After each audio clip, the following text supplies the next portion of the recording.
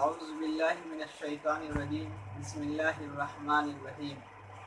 حضور اکرم صلی اللہ علیہ وسلم کے طائف کے سفر کا قصہ۔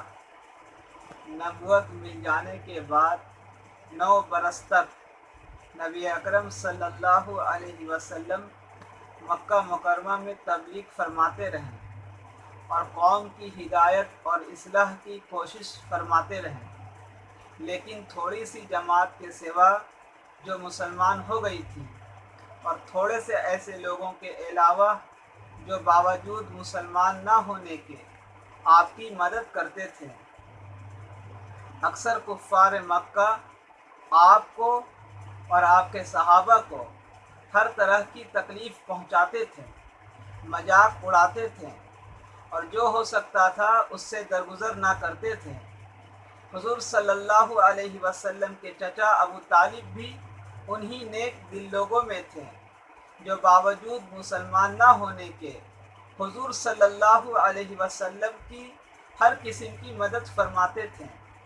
10ویں سال میں جب ابو طالب کا بھی انتقال ہو گیا تو کافروں کو اور بھی ہر طرح کھلے مہارا اسلام سے روکنے اور مسلمانوں کو تکلیف پہنچانے کا موقع ملا۔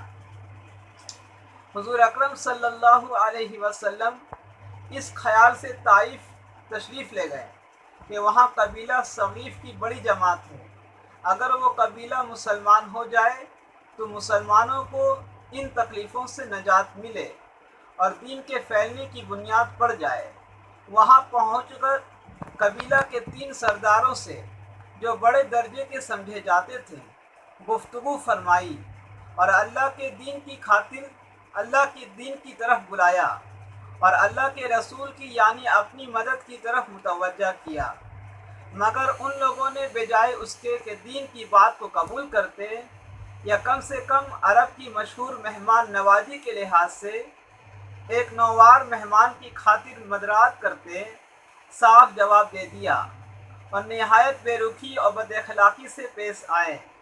ان لوگوں نے یہ بھی گوارا نہ کیا کہ آپ یہاں قیام فرما لے۔ جن لوگوں کو سردار سمجھ کر بات کی تھی وہ شریف ہوں گے اور مذہب گفتگو کریں گے۔ ان میں سے ایک شخص بولا کہ اوہو، آپ ہی کو اللہ نے نبی بنا کر بھیجا ہے۔ دوسرا بولا کہ اللہ کو تمہارے سوا کوئی اور ملتا ہی نہیں جس کو رسول بنا کر بھیجتے۔ تیسرے نے کہا میں تجھ سے بات کرنا نہیں چاہتا، اس لیے کہ اگر تو واقعی میں نبی ہے جیسا کہ دعویٰ ہے تو تیری بات سے انکار کر دینا مصیبت سے خالی نہیں، اور اگر جھوٹ ہے تو میں ایسے شخص سے بات کرنا نہیں چاہتا۔ اس کے بعد ان لوگوں سے نا امید ہو کر حضور اکرم صلی اللہ علیہ وسلم اور لوگوں سے بات کرنے کا ارادہ فرمایا کہ آپ تو ہمت اور استقلال کے پہاڑ تھے، مگر کسی نے بھی قبول نہ کیا، بلکہ بجائے قبول کرنے کے حضور صلی اللہ علیہ وسلم سے کہا کہ ہمارے شہر سے فوراً نکل جاؤ اور جہاں تمہاری چاہت کی جگہ ہو وہاں چلے جاؤ۔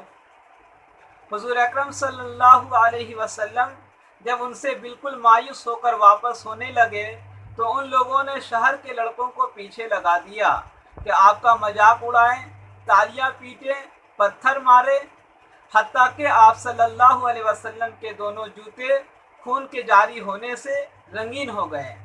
حضور صلی اللہ علیہ وسلم اسی حالت میں واپس ہوئے۔ جب راستہ میں ایک جگہ ان شریروں سے اطمینان ہوا تو حضور صلی اللہ علیہ وسلم نے یہ دعا مانگی، اے اللہ تجھی سے شکایت کرتا ہوں میں اپنی کمزوری اور بے کسی کی اور لوگوں میں ذلت و رسوائی کی۔ اے ارحم الراحمین، تو ہی ضعفوں کا رب ہے اور تو ہی میرا پروردگار ہے۔ تو مجھے کس کے حوالے کرتا ہے؟ کسی اجنبی بیگانے کے جو مجھے دیکھ کر تر شروع ہوتا ہے اور منہ چڑھاتا ہے، یا یہ کہ کسی دشمن کے جس کو تو نے مجھ پر قابو دے دیا۔ اے اللہ، اگر تو مجھ سے ناراض نہیں تو مجھے کسی کی بھی پرواہ نہیں ہے۔